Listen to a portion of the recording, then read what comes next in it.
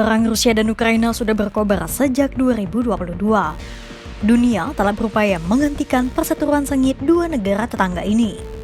Hingga Presiden Amerika Serikat Donald Trump pun ikut cawe-cawe dari diplomasi hingga ancaman tarif dagang.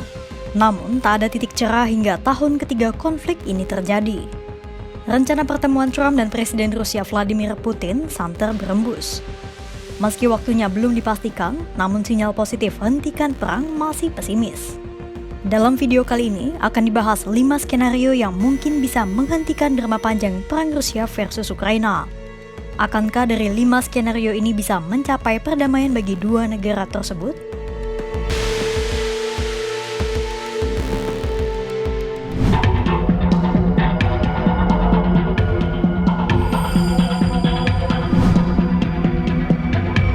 Kepala Koresponden Keamanan Internasional CNN, Nick Patton Welch memaparkan analisisnya soal penyelesaian perang pada Jumat 8 Agustus 2025.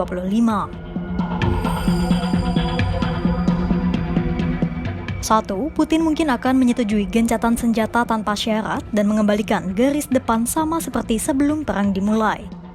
Nick menilai ini adalah opsi yang sangat mustahil dilakukan oleh Putin. Pasalnya, pada Mei 2025 lalu, Amerika Serikat, Eropa, dan Ukraina telah mengusung ide ini. Bahkan tekanan itu disertai dengan ancaman sanksi dari Amerika Serikat. Namun pada akhirnya, Rusia menolak tegas dan Trump lebih memilih menggelar perundingan tingkat rendah yang tak menghasilkan apapun dan gagal menjatuhkan sanksi terhadap Moskwa. Saat itu, gencatan senjata 30 hari memang disepakati, meski pada akhirnya dilanggar pula oleh Rusia dan Ukraina. Menurut Nick, kali ini Putin mungkin akan kembali menolak untuk mundur, mengingat Rusia tengah berada dalam situasi menguntungkan di medan perang. Ancaman sanksi dan tarif sekunder dari Trump pun tampaknya tak akan menggoyahkan pendirian Rusia. Perundingan ini bisa mengarah pada gencatan senjata yang menguntungkan Rusia saat musim dingin dan mengunci garis depan secara militer pada bulan Oktober. Dari posisi Rusia saat ini di Palagan, Nick menduga Moskwa mungkin sudah merebut kota-kota Ukraina Timur seperti Pokrovsk, Kostiantynivka, dan Kupiansk pada awal musim dingin atau bulan Oktober. Rusia bisa membangun pertahanan yang solid selama musim dingin jika sudah menduduki kota-kota itu sebelum Oktober. Menurut Nick, Putin mungkin akan mengajukan sejumlah kesepakatan yang akan memperkuat posisi Rusia jika skenario itu terjadi. Skenario ketiga, Amerika Serikat dan Eropa mungkin akan lebih banyak menyuntikkan dukungan militer untuk Ukraina. Puluhan ribu pasukan NATO mungkin akan ditempatkan di sekitar Kiev dan kota-kota besar lainnya untuk memberi bantuan logistik dan intelijen kepada Ukraina. Selain tekanan militer dari NATO, Amerika Serikat akan menambah tekanan lainnya dari sisi ekonomi dengan menjatuhkan sanksi dan tarif kepada Rusia. Dengan semua tekanan itu, Ukraina berharap Putin terpaksa melakukan perundingan dan memutuskan untuk mengembalikan garis depan sama seperti sebelum perang dimulai. Namun, semua itu hanya terjadi jika tentara Rusia gagal mempertahankan posisi mereka di medan perang. Skenario keempat, Putin mungkin akan memanfaatkan keretakan antara Amerika Serikat dan NATO untuk memperbaiki hubungan Rusia dan Amerika Serikat. Jika Putin berhasil mendapatkan hati Trump dan membuat Amerika Serikat enggan membantu NATO dan Ukraina, tamat sudah riwayat Kiev. Pasalnya, Nick menilai sebesar apapun dukungan Eropa terhadap Ukraina, tak ada artinya tanpa keterlibatan Amerika Serikat. Jika skenario ini berjalan lancar, Putin mungkin akan merobohkan pertahanan Ukraina di bagian timur untuk menerjang masuk ke Donbas, Dnipro, dan Zaporizhia. Jika Rusia berhasil menancapkan kekuatan di kota-kota itu, mau tak mau pasukan NATO harus ikut berperang di wilayah Ukraina. Namun Nick menduga pada akhirnya para pemimpin NATO tak memiliki mandat politik untuk bergabung memperebutkan wilayah Ukraina dan pada akhirnya Rusia akan mencapai tujuan utamanya dalam perang. Skenario ini mungkin jadi hal yang paling menyakitkan dan menggoyahkan kedaulatan Ukraina. Selain menduga adanya kemungkinan kekalahan Ukraina, Nick juga meramal adanya potensi bencana bagi Putin.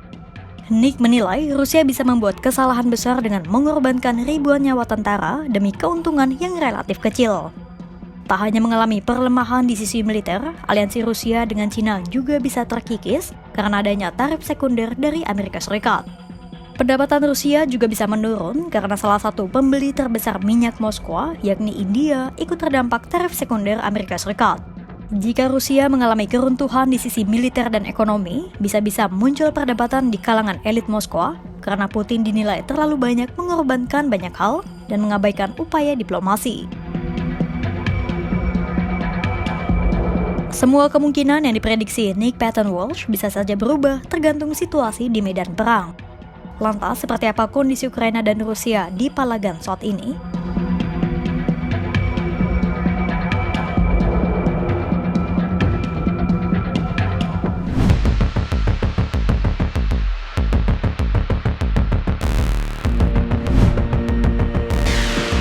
Rusia dan Ukraina saat ini masih bertarung dengan sengit di garis depan medan peperangan. Rusia telah mencatatkan sejumlah kemajuan dengan menduduki beberapa wilayah Ukraina dan berusaha membentuk zona penyangga sepanjang 30 km. Pada 31 Juli 2025, Chasiv Yar yang berada di Donetsk Timur jatuh ke tangan Rusia usai dikepung Moskwa sejak Maret 2024. Jatuhnya Chasiv Yar ke tangan Rusia memberi keuntungan bagi Moskwa.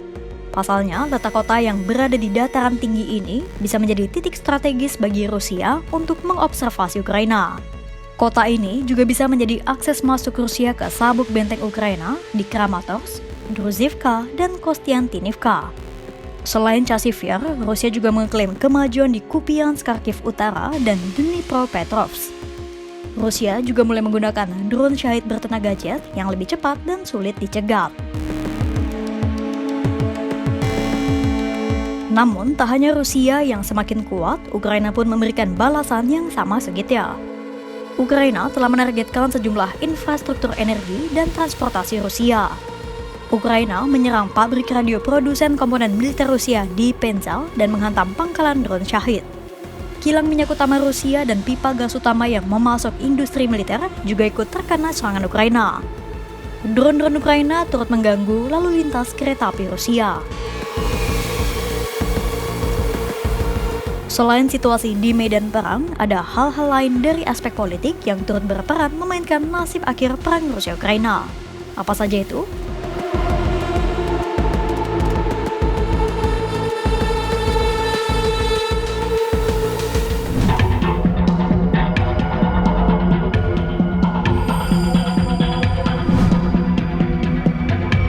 Rencana pertemuan antara Trump dan Putin yang akan dilakukan dalam waktu dekat adalah salah satu aspek politik yang akan menentukan nasib perang Rusia-Ukraina. Meski demikian, analis menduga jurang posisi antara Rusia dan Ukraina masih terlalu jauh sehingga pertemuan Trump dan Putin mungkin tidak bisa segera mengakhiri perang. Pasalnya, saat ini Rusia masih bersikeras mengajukan 3 tuntutan utama yang dinilai sebagai hambatan penyelesaian perang. Pertama, Rusia menuntut kedaulatan atas Crimea, Donetsk, Luhansk, Zaporizhia, dan Kherson. 2. Rusia menuntut demilitarisasi Ukraina dari pasukan asing. 3. Rusia menuntut Ukraina untuk menarik pasukan mereka dari wilayah yang sudah diduduki Moskwa dan dicabutnya sanksi internasional. Ukraina diduga khawatir Trump akan melunak pada tuntutan Rusia dan menerima syarat perdamaian versi Putin. Ketimbang membicarakan penyelesaian perang, pertemuan itu diduga akan diisi oleh manuver Putin untuk menghindari tarif sekunder dan sanksi Trump. Itulah mengapa analis menduga pertemuan Putin dan Trump di hari mendatang tidak akan berbuah penyelesaian perang.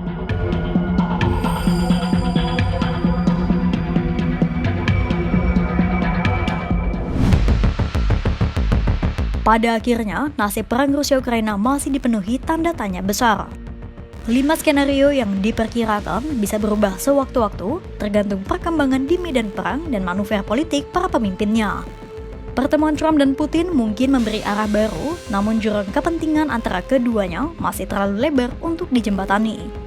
Selama tuntutan Rusia tetap tak berubah dan Ukraina terus melawan, damai sejati masih jauh dari genggaman. Kira-kira akan seperti apa akhir perang Rusia dan Ukraina? Pantau terus perkembangannya hanya di kanal YouTube Kompas.com.